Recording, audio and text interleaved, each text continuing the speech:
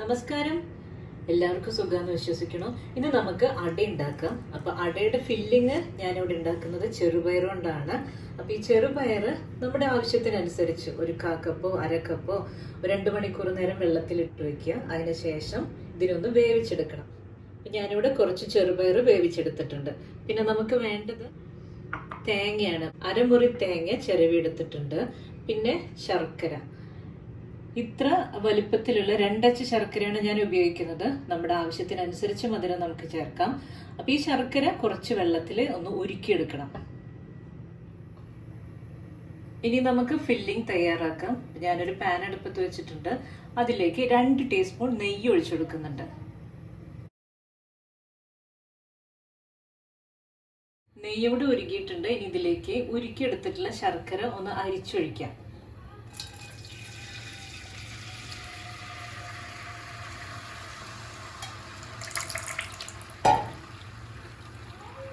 വേവിച്ച് വെച്ചിട്ടുള്ള ചെറുപയറിലേക്ക് ഇട്ട് കൊടുക്കുകയാണ്.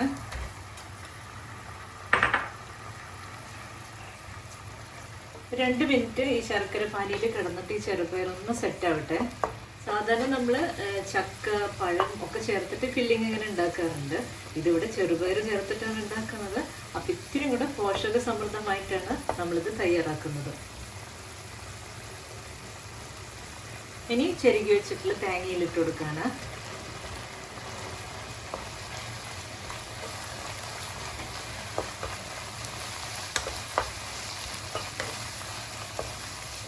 ഇതിലെ വെള്ളം ഒന്ന് വറ്റി കിട്ടുന്നവരെ കുറച്ച് നേരം നെയ്യൊന്ന് ഇളക്കി കൊടുക്കാം. ഇതിലെ വെള്ളമൊക്കെ ഒന്ന് വറ്റി തുടങ്ങിയിട്ടുണ്ട്. അപ്പോൾ ഇതിലേക്ക് ഇനി ഒരു 1/2 ടീസ്പൂൺ ചുക്ക്, ജീരകം, ഏലക്ക പൊടിച്ചതാണ്, അതിട്ട് കൊടുക്കുന്നുണ്ട്. നന്നായിട്ടൊന്നിനെ യോജിപ്പിച്ചെടുക്കാം. അപ്പം നമ്മുടെ ഫില്ലിംഗ് ഇവിടെ തയ്യാറായിട്ടുണ്ട്. ഇനി അടയ്ക്കുള്ള മാവ് തയ്യാറാക്കാം.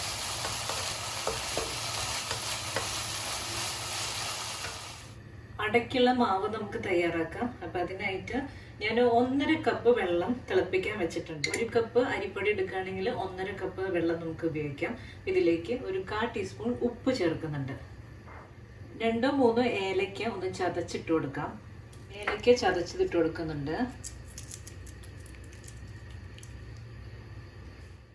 ഈ വെള്ളത്തിലേക്ക് 1 ടീസ്പൂൺ വെളിച്ചെണ്ണ ഒഴിച്ചു കൊടുക്കുന്നുണ്ട്. വെളിച്ചെണ്ണ കൂടെ ചേരുമ്പോൾ നമ്മുടെ മാവ് നല്ല സോഫ്റ്റ് ആയിരിക്കും. അപ്പം ഇതൊന്നും തിളക്കട്ടെ. തിളയ്ക്കുന്നവരെ വെയിറ്റ് ചെയ്യാം. വെള്ളം ഇവിടെ തിളച്ചിട്ടുണ്ട്. അപ്പം ഇതിലേക്ക് ഇനി 1 കപ്പ് അരിപ്പൊടി ഇട്ട് കൊടുക്കുകയാണ്. പത്തിരി, ഇടിയപ്പത്തിനൊക്കെ ഉപയോഗിക്കുന്ന പൊടിയില്ലേ, നൈസായിട്ടുള്ള പൊടി, അതാണ് ഇട്ട് കൊടുക്കുന്നത്. നമുക്ക് നന്നായിട്ട് ഇതിനൊന്ന് കുഴച്ചെടുക്കാം.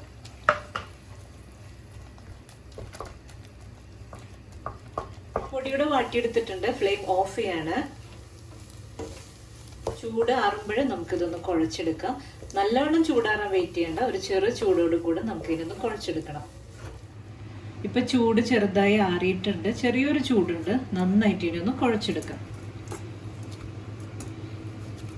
മാവൂടെ നന്നായി കുഴച്ചെടുത്തിട്ടുണ്ട്. ഇനി ഒരു വാഴയില എടുത്തിട്ട് നമുക്ക് പരത്തി തുടങ്ങാം. വാഴയില എടുത്തിട്ടുണ്ട്. ഇനി ഇതിനെ ചെറിയ ചെറിയ പീസായിട്ടൊന്ന് കട്ട് ചെയ്തെടുക്കാം. ഇനി കുറേശ്ശെ നമുക്ക് മാവ് എടുത്തിട്ട് ഒരു വാഴയിലയിൽ പരത്തി കൊടുക്കുമ്പോൾ കൈയൊന്നിങ്ങനെ നനച്ചു കൊടുക്കുക. എന്നിട്ട് പരത്തി കൊടുക്കുമ്പോൾ നല്ല എളുപ്പത്തിൽ പരത്താൻ പറ്റും. നൈസായിട്ട് പരത്തിയെടുക്കാം.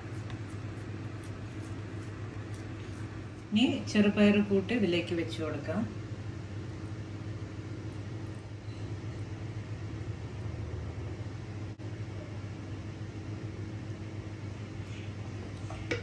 മടക്കി വയ്ക്കാം. ഇതുപോലെ എല്ലാതും നമുക്കിങ്ങനെ പരത്തിയെടുക്കാം. ഇപ്പം എല്ലാവരുടെയും തയ്യാറായിട്ടുണ്ട്. ഇനി ഇതിനെ നമുക്ക് ആവി കയറ്റണം. ആവി കയറ്റാനായിട്ട് വെള്ളടുപ്പത്ത് വെച്ചിട്ടുണ്ട്.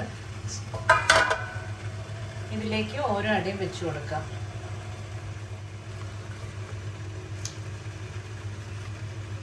അടയെല്ലാം ആവി കയറ്റാനായിട്ട് വെച്ചിട്ടുണ്ട്. ഒരു 10 മിനിറ്റ് നേരം നമുക്കിതിനെ വേവിച്ചെടുക്കണം. അപ്പം ഇതിനിവിടെ മൂടി വയ്ക്കാം. 10 മിനിറ്റോളം ആവി കയറിയിട്ടുണ്ട്. നമുക്ക് തുറന്നു നോക്കാം. നമ്മുടെ അട ഇവിടെ തയ്യാറായിട്ടുണ്ട്. നല്ല ചൂടാണ്. നമുക്കിതിൽ നിന്നൊന്ന് മാറ്റണം. ചൂടാറുമ്പോൾ നമുക്കിത് സെർവ് ചെയ്യാം. നമ്മുടെ അട ഇവിടെ തയ്യാറായിട്ടുണ്ട്. നല്ല സോഫ്റ്റാണ്. നമ്മൾ ഈ പൊടി വാട്ടിയെടുക്കുന്നത് അട ചൂടാറിയാലും നല്ല സോഫ്റ്റ് ആയിട്ട് ഇരിക്കാൻ വേണ്ടിയിട്ടാണ്. അപ്പോൾ കുട്ടികൾക്ക് സ്കൂൾ വിട്ട് വരുമ്പോൾ ഒക്കെ ഉണ്ടാക്കി കൊടുക്കാൻ പറ്റിയ നല്ലൊരു പലഹാരമാണത്. നല്ലൊരു 4 മണി പലഹാരം. എല്ലാവർക്കും ഇഷ്ടമായി കാണുമെന്ന് വിചാരിക്കുന്നു. അടുത്തൊരു വീഡിയോയുമായി ഇനിയും കാണാം. നന്ദി, നമസ്കാരം.